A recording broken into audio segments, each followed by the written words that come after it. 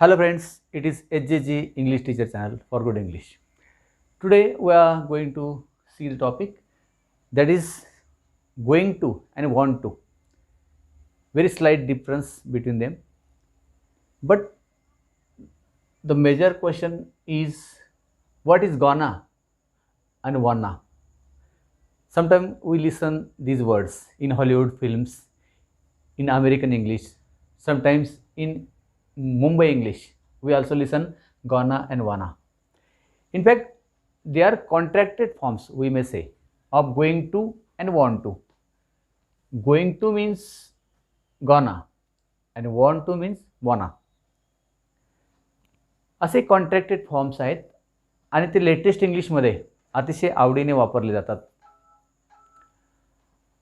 त्यामुळे समजणाऱ्याला काही अडचण यायला नको म्हणून आपण गोइंग टूचा गॉना आणि वॉन्ट टूचा वॉना असा उच्चार आणि त्याचे काही उदाहरणं आपण घेणार आहोत. त्याच्या अगोदर दोन गोष्टी आपण समजून घेऊ. गोइंग टू हा जवळचा भविष्यकाळ दाखवण्यासाठी आपण वापरतो.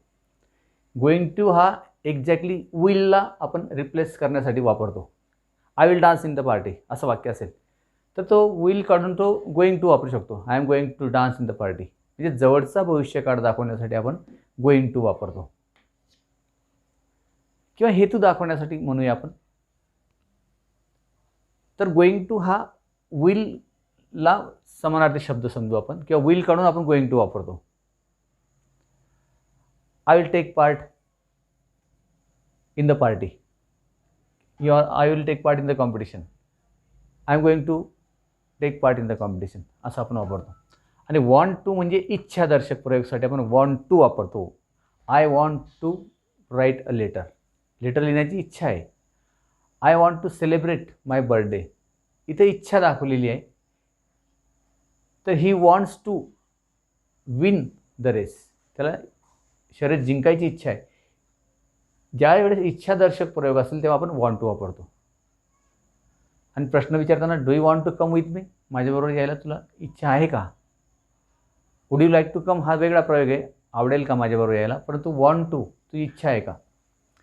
असा गोइंग टू गॉना आणि वॉन्ट टू वॉना असा आपण याचा आज अभ्यास करणार आहोत. चला तर मग शिकूया what is gonna and wanna. Let us begin.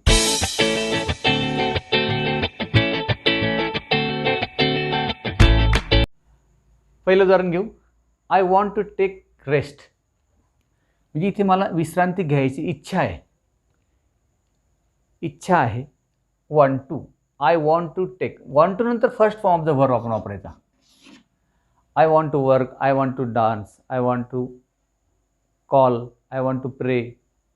अशा प्रकारे वॉन्ट टू नंतर first form of the verb वापरतो आपण. आय वॉन्ट टू रेस्ट मला विश्रांती घ्यायची आहे. I want to take rest म्हटलं आपण. टेक वर्ब घेतलं. त्याचा आपण वॉन्ट टूचा वॉना करू. आय वॉना टेक रेस्ट म्हणजे मला विश्रांती घ्यायची इच्छा आहे. नंतर करता बदल आपण we want to solve the problem. तर त्याचं होईल we wanna solve a problem. तिसरं आहे प्रश्न बनवण्यासाठी do you want to talk to me. म्हणजे माझ्याबरोबर बोलायची तुझी इच्छा आहे का. इच्छा विचारलेली इथे. हेतू विचारलेला नाही. इच्छा. Do you wanna talk to me असं याचं होईल वॉना अँड गॉनाच्या प्रोनाउन्सिएशनमध्ये. Do you wanna talk to me. We don't want to read a book. इथे मला पुस्तक वाचायची इच्छा नाही आहे. आम्हाला इच्छा दाखवलेली नाही आहे आणि निगेटिव्ह सेन्स आहे त्याचा. We don't wanna read a book. आम्हाला पुस्तक वाचायची इच्छा नाही. We don't want to read a book म्हणजेच we don't wanna read a book. Want टूचा वॉना केलेला आहे. डबल एन झालेला आहे. नंतर she doesn't want to sleep. तिला आत्ता सध्याच झोपायची इच्छा नाही आहे.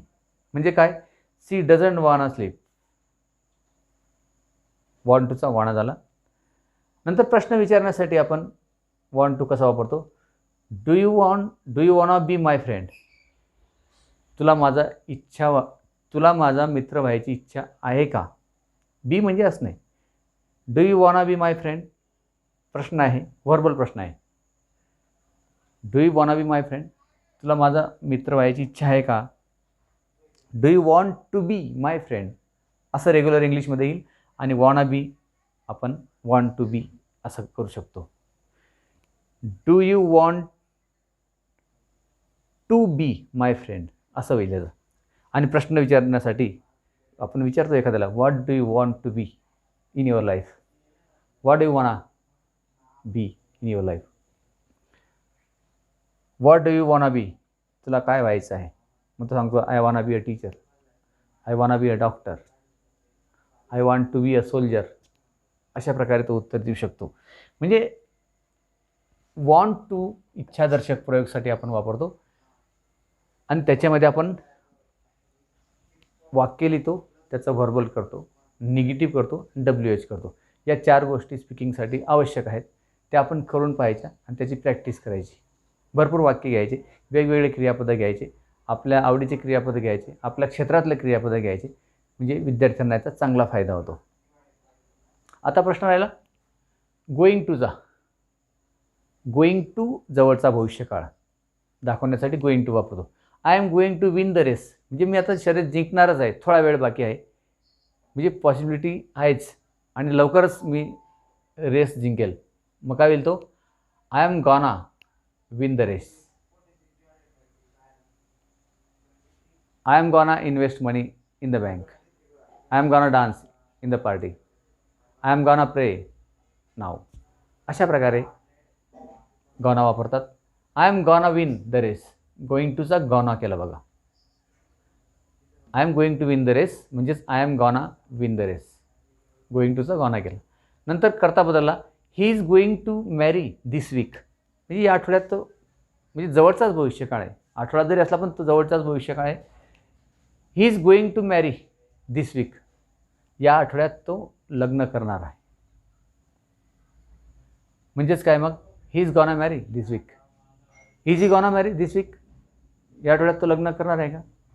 येस, ही इज गॉना मॅरी दिस वीक. अशा प्रकारे वेअर इज ही गॉना मॅरी दिस वीक, या आठवड्यात तो कुठे लग्न करणार आहे. अशा प्रकारे WH पण होईल त्याचा. नंतर are you going to sell your car, तू तुझी कार विकणार आहे का. जवळचा भविष्यकाळ, लगेच 1-2 दिवसात किंवा जवळचा भविष्यकाळामध्ये तुला तुझी कार विकणार आहे का तू, असं त्याला विचारलेलं आहे. Are you going to sell your car verbal आहे. याचं होईल गॉना करून असं होईल, are you gonna sell your car.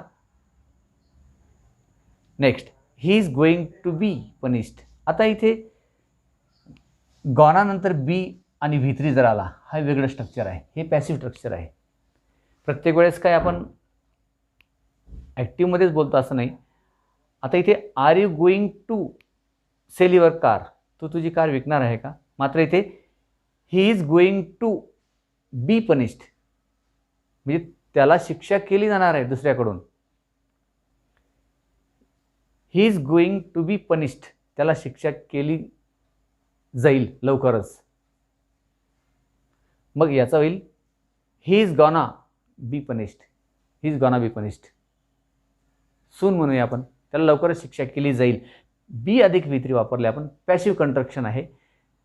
ते थोडं समजायला विद्यार्थ्यांना वेळ लागतो. ते पॅसिव्ह कंट्रक्शनचे व्हिडिओज बघा तुम्ही, त्याच्यामध्ये क्रिया त्याच्यावर केली जाते, तो क्रिया करत नाही. इथे क्रिया त्याच्यावर केली जाते, क्रिया करणारा तो नाही आहे. He is going to be punished by teacher म्हणूया आपण, he is gonna be punished by teacher, passive व्हायचे तो. Mayur is going to be elected, हे पण पॅसिव्ह कंट्रक्शन आहे. ॲज अ मॉनिटर, मयूर हा लवकरच मॉनिटर म्हणून निवडला जाणार आहे, पॅसिव्ह कंट्रक्शन आहे. क्रिया करणारा मयूर नाही इथे, त्याच्यावर क्रिया होते आहे म्हणून पॅसिव्ह कंट्रक्शन आहे ते. Mayur is gonna be elected as a monitor, असं आपण गॉना वापरू शकतो आपण. आता इज सी, इथं आपण म्हणूया is she going to sing, म्हणजे ती गाणार आहे का लवकरच. इज सी गॉना सिंग, ती गाणार आहे का. अशा प्रकारे गाणं वापरतो आपण. नंतर या बाबतीत एक काळजी घेणं आवश्यक आहे. गोइंग टू वापरताना, गोइंग टू वापरताना दोन क्रियापद शक्यतो वापरू नका. गो आणि कम हे क्रियापद गोइंग टूचा उपयोग करताना वापरत नाही शक्यतो. Are you going to go, are you going to come असा विरोधाभास होईल. म्हणून गोइंग टूचा उपयोग करताना, गॉनाचा उपयोग करताना गो आणि कम क्रियापद वापरत नाही. हा नियम लक्षात ठेवा. आणि बाकी सर्वच क्रियापद तुम्हाला वापरता येतील. परंतु अगोदर मूळ रचना शिका. वॉन्ट टू आणि गोइंग टू. वॉन्ट टू म्हणजे इच्छादर्शक प्रयोग आणि गोइंग टू म्हणजे जवळचा भविष्यकाळ, हेतू म्हणूया आपण. वॉन्ट टू आणि गोइंग टू वापरताना डायरेक्ट वॉना आणि गॉना वापरू नका. अगोदर बेसिक स्ट्रक्चर समजून घ्या आणि बेसिक स्ट्रक्चर समजल्यानंतर तुम्ही वॉना गॉना वापरू शकतात. आणि लिसनिंग वाढवा. हॉलिवूडच्या फिल्ममध्ये वॉना गॉना असतो आणि इतर ठिकाणी पण तुम्हाला या रचना आता ऐकायला मिळतील. तर ठीक आहे मित्रांनो, याच्यावर अधिक वाक्य बनवा, बोला आणि त्याचा सराव करा. तर पुढील काही महत्त्वाचा भाग आपण बघूया पुढच्या व्हिडिओमध्ये. Till then, goodbye, have a nice day.